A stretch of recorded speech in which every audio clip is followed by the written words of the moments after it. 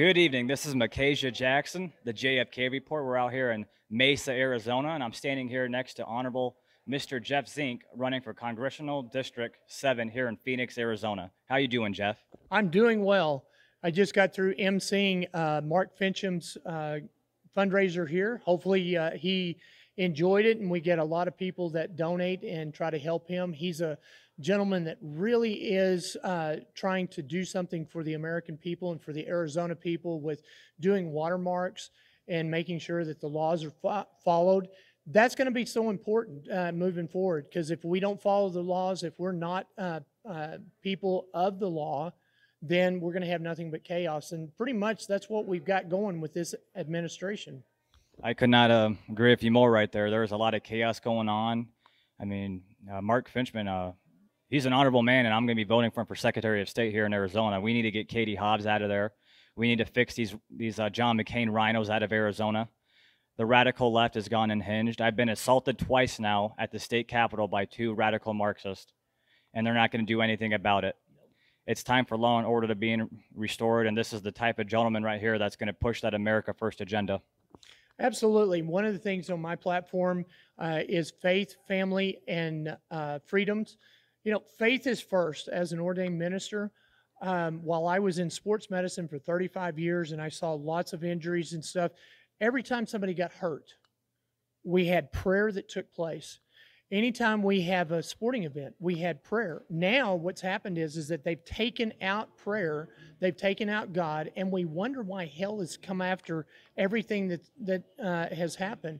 What we need to do is we need to have good men and women of God in these days to stand up for the American people. I'm going to stand up for the Arizona people and the people of God, and that's exactly what I plan on doing. With family, we got to get the children taken care of. They've got to be safe. We cannot be teaching them pornography in K through 5. This is something that I just cannot stand. What I want is I want to make sure that they're safe, they're taken care of. I've got grandkids, and I sure don't want them where they're around pedophiles or being groomed for a pedophile. So, and then freedom last, our freedom of speech, our Second Amendment with our guns, those things are going to be protected. I always get frustrated with state lawmakers that sit down and go, well, we need to do something more to protect the Second Amendment. I'm sorry, but our founding fathers did a great job, and it stands alone. It's been standing alone for 243 years. It's going to continue to stand. We need to be protectors of that, and we need to stand up. I completely agree. You shall not infringe. That's right. We got to use our First Amendment rights to speak out. We have to start getting active, taking the streets peacefully, getting active with their government. We are the government. We the people. And to go back on kids being taught pornography and Marxist critical race theory, I'm in college studying to be a political philosopher professor, and I see it with certain professors teaching Marxism, indoctrination. My psychology professors teaching. We just got done watching a video on color blindness, or do you see color? It's just teaching us how to be racist. You know, that's small critical race theory that teach segregation and to hate other races. That doesn't make you comfortable. You know, we have to come to the point where it's no longer you're white and black or Mexican or brown. We have to be an American. When you go to China, you're Chinese. When you go to English, you're English. When you're African, you're from Africa, you're African. It's time for us to be Americans. It doesn't matter what color you are. We already know we're the greatest diverse nation in this world, and it's time to be called an Americans. Absolutely. One of the things that I really admire was Morgan Freeman. He was asked about, his color, and he goes, why? Well, it's Black History Month. Well, is there a White History Month? And the reporter kept going back about this, and he goes, well, you're African American. He goes, no, I wasn't born in Africa. I was born in America. I'm an American. What we need to do is we need to band together.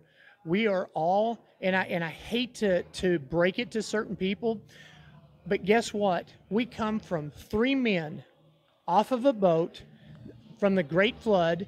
It's in the Bible, and Noah's sons are who we come from.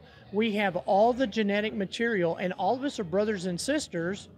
But the thing is that the great God design that has happened, we need to understand and learn the Holy Bible. One of the things that I'm going to do when I go to Congress, I'm taking the Holy Bible.